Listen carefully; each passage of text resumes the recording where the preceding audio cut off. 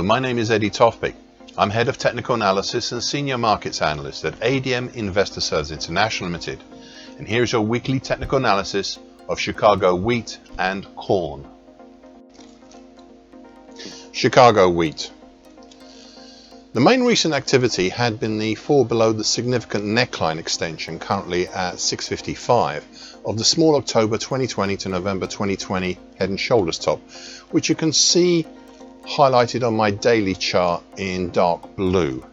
This neckline has a fairly wide congestion area clustered around it, formed from the late April to mid-July, from about 609 to 679, and includes the declining long moving average, currently 661, and just below that, the declining medium moving average, currently at 635.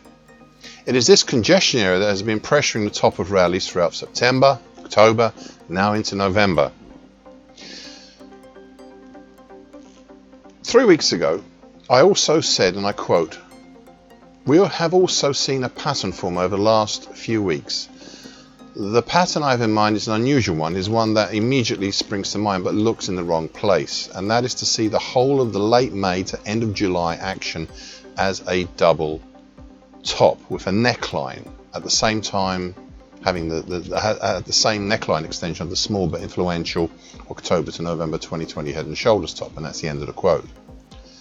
After much pondering, I realized this pattern was called, and I kid you not, a cat's ears pattern.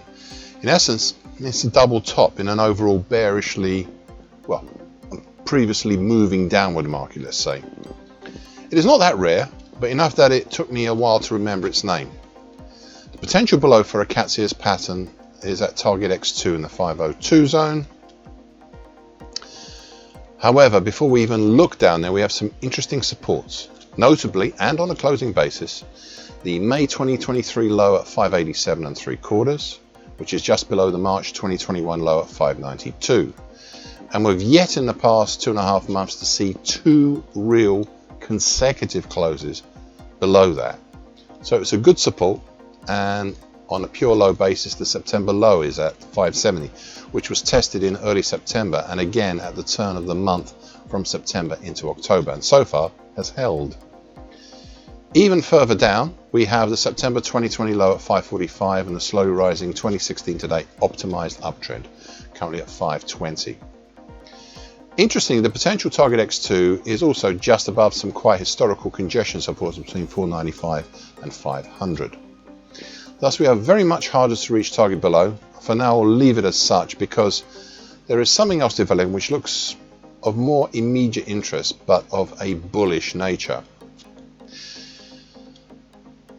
It is the action since mid-September to date which looks like a possible horn bottom.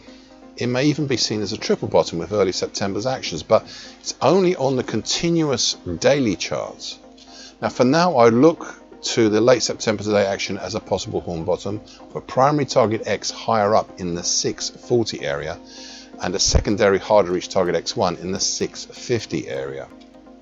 If these are to happen, then we should see some appropriate action next week or so, but I'm having some real doubts about it, especially as we can see the medium moving average arching down towards the market, and we are still below the July 2021 low at 609.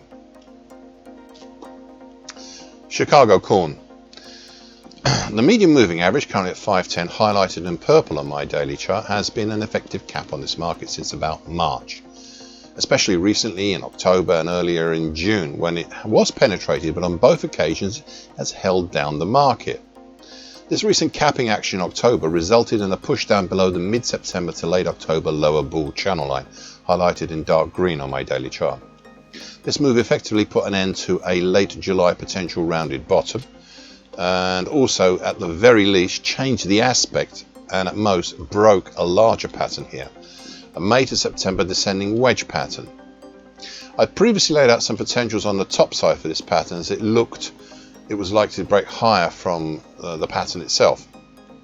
They were a primary target X in the 583 area with a secondary harder reach target X2 up in the 634 area. However, I'm considering retiring these now, as the move below the bull channel has seemingly offset these possibilities on the top side. I'll give it one more week in addition to the declining medium moving average? Well, I'll give it one more week. In addition to the declining moving average, you also have the same old congestion band overhead between 490 to 498 as congestion, which includes the 2021 low at 498, as well as a flatlining short medium moving average currently at 494. The question now is whether the support below will hold.